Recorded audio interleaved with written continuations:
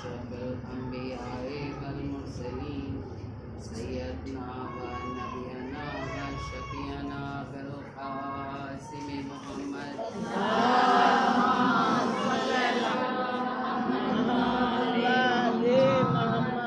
وآله الطيبين الطاهرين المعصومين المظلومين ولعنة الله على أعدائهم أجمعين من يومنا هذا إلى يوم الدين.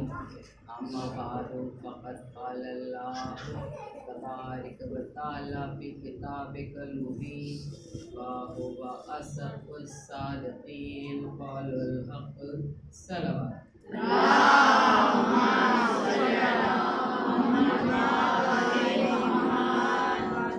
بسم الله الرحمن الرحيم.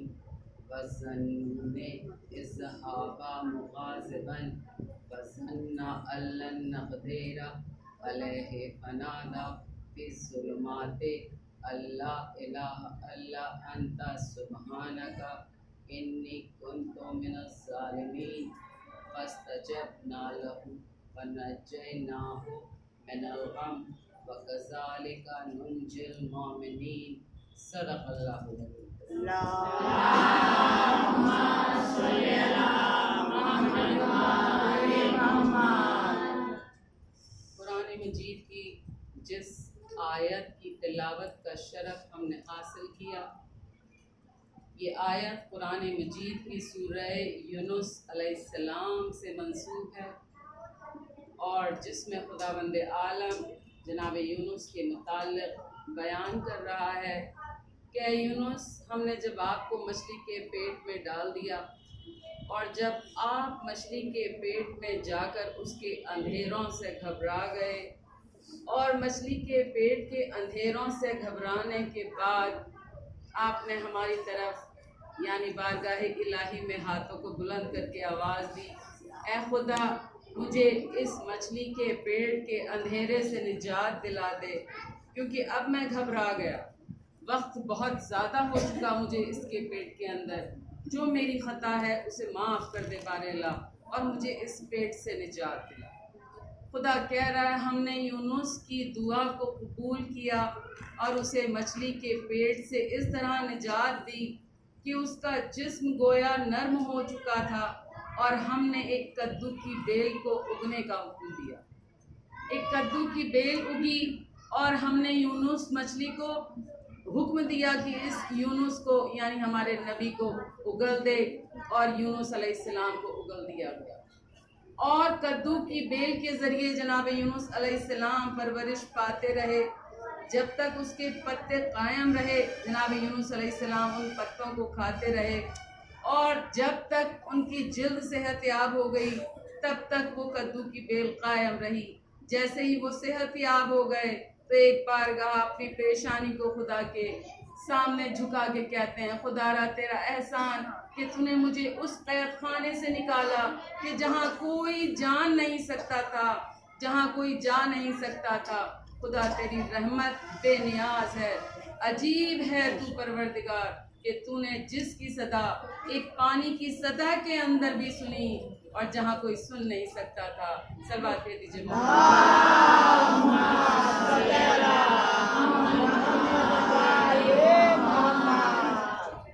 آج کی ہماری اس مجلس کا عنوان ہے تربیت نفس۔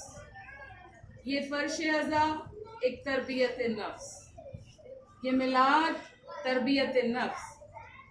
ہم جب سے پروان چڑھنا شروع ہوئے اس سے پہلے سے ہی اس فرش اعضاء کے ساتھ ہمارا تعارف ہو چکا ہے۔ یہ فرش اعضاء ہمیں تب سے ہدایت کر رہی ہے جب سے ہم سننے کے قابل بھی نہیں تھے۔ یہ فرش اعضاء ہمیں تب سے بتا رہی ہے کہ جب ہم یہ شعور بھی نہ رکھتے تھے کہ کیا صحیح ہے اور کیا غلط۔ کربلا حق و باطل کے کربلا والوں تک پہنچانے کا ایک سلسلہ۔ اگر ہم حسین سے محبت کرتے ہیں تو کربلا والوں سے محبت کرتے ہیں۔ اگر ہم کربلا والوں سے محبت کرتے ہیں تو یقیناً یہ محبت ہمارے جسم میں دکھائی دینی چاہیے۔ ہماری گفتگو میں دکھائی دینی چاہیے، ہمارے کرداروں میں دکھائی دینی چاہیے۔ فرش عزا سال بھر میں اگر ہمیں نصیب ہوتی ہے، اگر ہم اٹھ کر یہاں سے جاتے ہیں اپنے گھروں کی جانب، تو یعنی ہماری گفتگو میں وہ نرمی ہونی چاہیے جیسا حسین چاہتے ہیں، ہمارے خیال اتنے پاک ہونے چاہیے جیسا وقت کا امام چاہتا ہے۔ صلوات بھیجی چاہیے۔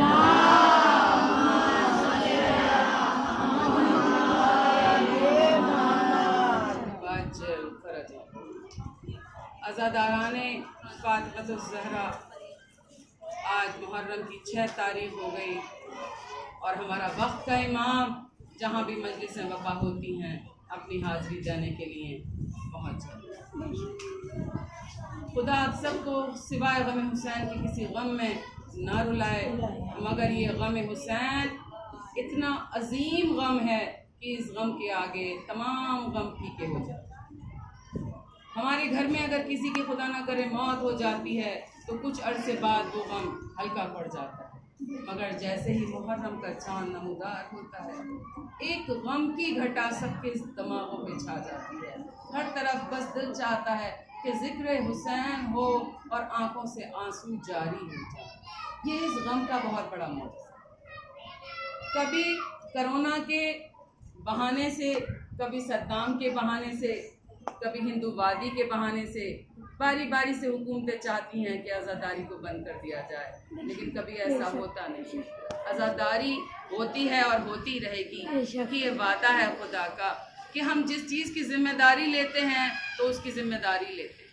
خدا قرآن میں کہہ رہا ہے تمہارے نفسوں کی ہدایت کی ذمہ داری ہے، اس ہدایت کو آگے بڑھانے کی ذمہ داری ہماری ہے۔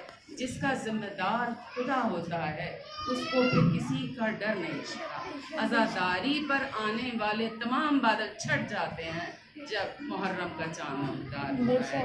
خود سے قوم گھروں سے نکل پڑتی ہے جن کا لباس سیاہ ہوتا ہے، جن کی آنکھوں میں اشک ہوتے ہیں، جنہیں اپنے گھروں کی پرواہ نہیں ہوتی، جو اپنی اولادوں سے بے فکر ہو کے فرش عزا پہ بیٹھ جاتے ہیں اور گریہ کرتے ہیں اور فاطمہ زہرا سے اپنے آنسوؤں کے ذریعے ایک سودا کرتے ہیں کہ شہزادی ہم اپنے آنسو تمہیں دے رہے ہیں، روز محشر آپ ہمیں اس کے بدلے اپنی کلیزی دے دیجئے گا۔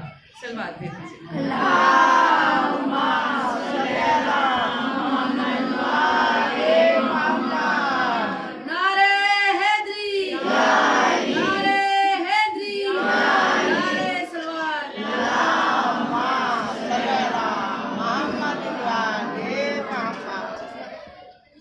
بس بیویوں، آج کا دن جناب قاسم سے منسوب۔ جناب قاسم امام حسن کے فرزند اور والدہ ماجدہ جناب فرد۔ یہ بی بی سید گھرانے سے نہیں تھی مگر سید گھرانے کی عظمتوں سے واقف۔ جناب علی اصغر کی والدہ سیدانی نہیں تھی لیکن سید گھرانے سے واقف۔ فاطمہ زہرا کے گھرانے میں آنے والی ہر بہو فاطمہ زہرا کی سیرت سے خود کو منسوب کرتی۔ فاطمہ زہرا سے مسح ہونے والا تمام فرد، مرد یا عورت جیسے بی بی حفصہ ہیں، کوئی بی بی ہو یا کنیز ہو یا ان کی گھر کی بہویں ہوں، ہر بی بی اپنے آپ کو جناب فاطمہ زہرا کے کردار میں ڈال لیں گے۔ یہ وہ کردار آہستہ آہستہ جمع ہو رہے تھے جنہیں کربلا جانا۔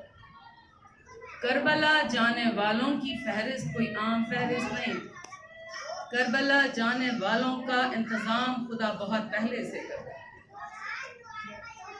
میرا پھر وہی پیغام ہے کہ تربیت نفس، جنہوں نے اپنے نفس کی تربیت بہترین کری خدا نے انہیں کربلا کے لیے چنا۔ یعنی جو صادق رہے، جو صدیق رہے، جن کی زبانیں پاک رہیں، جن کے ہاتھ پاک رہے، جن کی ہاتھ اور زبانوں سے مسلمان پاک رہے، خدا نے ایسے ایسے موتی چنے اور کربلا کی زمین پہ لا کے چھوڑے۔ خواہ وہ حبیب ابن مظاہر رہے ہوں، خواہ وہ اور ائمہ معصومین کے چاہنے والے رہے ہوں، مگر خدا چاہتا یہ تھا کہ وہ ذب عظیم جس کا وعدہ جناب ابراہیم علیہ السلام سے کیا گیا ہے، وہ ذب عظیم پاک لوگوں کے ہاتھوں میں دی جائے، نجس لوگوں کے ہاتھوں میں نہ دی جائے۔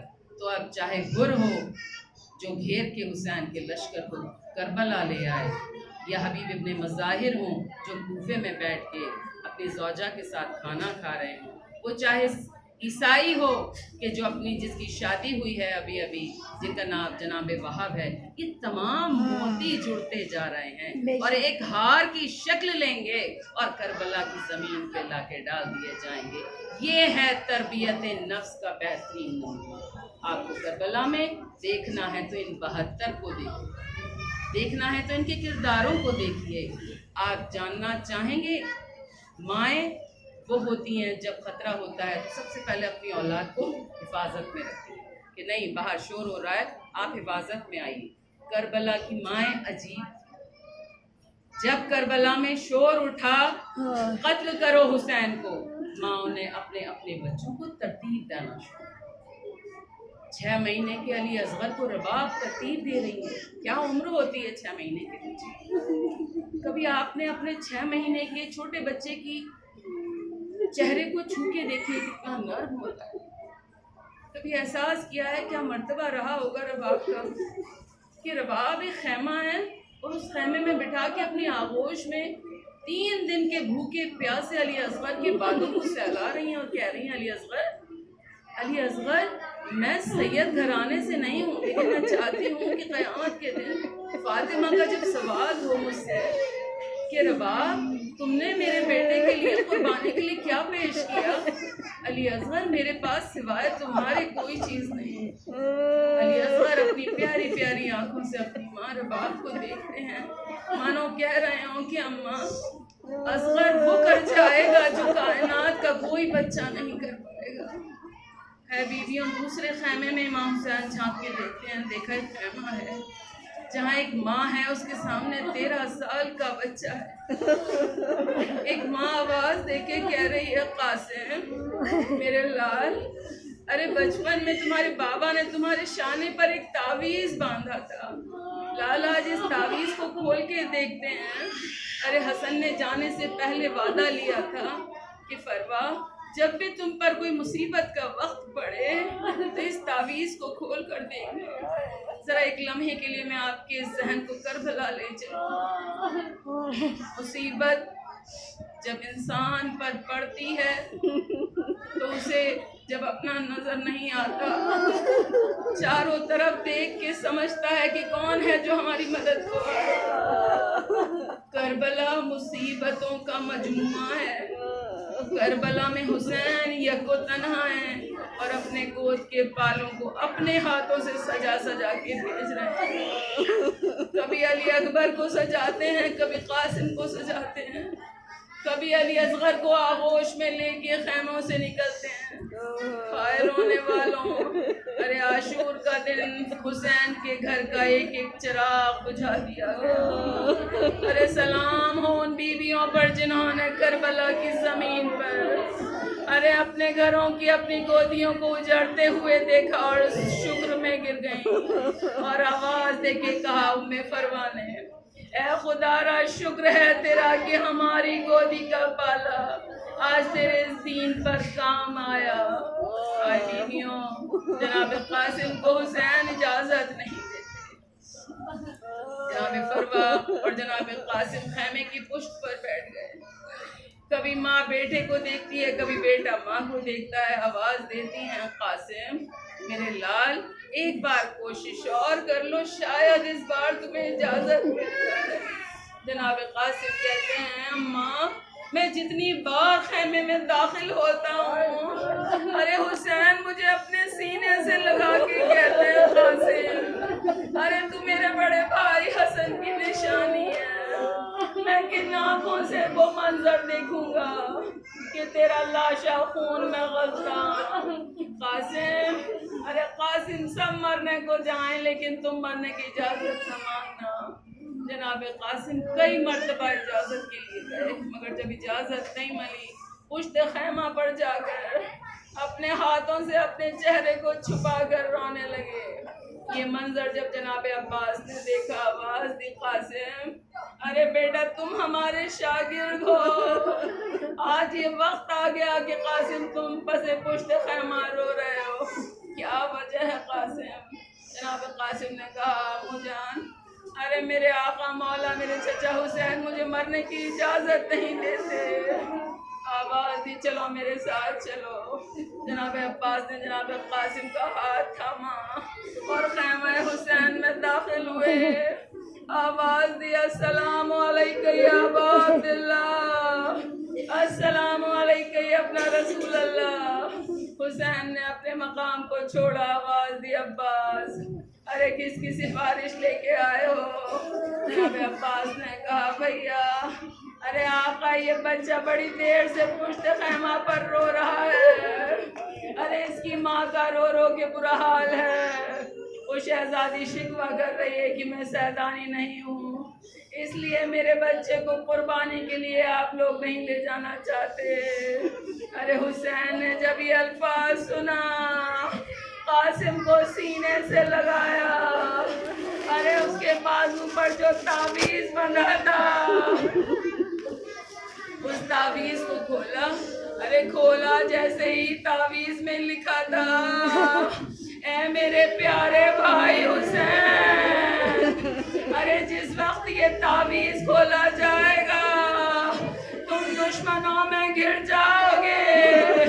ارے میری طرف سے یہ ادنا سا تحفہ قاسم کی شکل میں قبول کر لینا. ارے لکھنے والوں نے لکھا جناب قاسم کو سجایا گیا. ارے گھوڑے پہ بٹھایا گیا. کوئی ذرا ایسی نہیں تھی جو جناب قاسم کو پوری طریقے سے آ پاتی. لکھنے والوں نے لکھا ہم نے دیکھا ایک خیمے کا پردہ اٹھا, بہت ساری سیدانیاں اس بچے کے ساتھ ہیں. گھوڑے پر بٹھایا گیا. بہت دور تک حسین پیچھے پیچھے دوڑے. اب جو یہ بچہ کارزار میں گیا بہت سارے ظالموں کو جہنم کی طرف بھیج کے جب جناب قاسم نے ایک مرتبہ آواز دی السلام علیکم یا ابا عبداللہ, ارے یہاں کے گھوڑے ادھر, ادھر کے گھوڑے ادھر. ایک مرتبہ جناب قاسم نے اپنے ہاتھ کو بلند کر کے کہا ارے چچا جان میں نے دیکھا ہے ارے ہر بچہ جو بھی کارزار میں آیا تیر سے مرا یا تلوار سے, ارے فقط قاسم ہے ارے جو زندہ پامال ہو گیا. آواز خیمے میں گئی. ایک طرف سے جناب عباس پڑے, ایک طرف سے حسین. ارے فوج یزیدی میں تلتم مچ گئی. اب جو چاروں طرف سے غبار چھٹا حسین نے دیکھا حسن کا لال اپنی ابا کو بچھایا. ارے کہیں سے بازو جمع کیے, کہیں سے چہرہ جمع کیا. ایک گٹری بنائی, سر پر رکھی, آواز دی پروردگار گوارا نا. ارے حسن کی قربانی خدا نے کچھ زیادہ ہی قبول کری. خیمہ حسینی پر آئے, آواز دی فروا. ارے کوہرام مچ گیا. جناب فضہ نے پوچھا حسین ارے اب تک تم سب کے جنازے لاتے تھے, یہ کس طرح کی گٹری ہے؟ ارے اس گٹری میں فروا کی کمائی ہے. گٹری فضہ اندر لے کے گئی. ارے بیویوں میں کوہرام مچا. تاریخیں بتاتی ہے جناب کبریٰ سے عقد کے بارے میں. ایک دن کی دلہن, ارے شہزادیوں نے اس دلہن کو قاسم کے پائیدی بٹھا دیا. ایک دن کی بیوہ کس طرح روئے. ارے قاسم کے پاس جا کے شہزادی کہتی ہے اے بنے قاسم. ارے ایک دن کی سہاگن رہی کبریٰ. ارے آپ کے سامنے ان چوڑیوں کو توڑتی ہوں، خاک کربلا اٹھائی اپنے ماتھے پر سجائی، آواز دیتی رہی قاسم، ارے جب تک کبریٰ حیات رہے گی تمہارا ماتم کرے گی۔ آئے بیویوں، اب جو یہ قافلہ لٹ کے کوفہ اور شام گیا، ارے جب بھی کوئی بیویوں پر پتھر برساتا تھا، قاسم کی ماں ارے کبریٰ کو کلیجے سے لگاتی تھی، آواز دے کے کہتی تھی زینب ارے اس نویلی بہو کو کہاں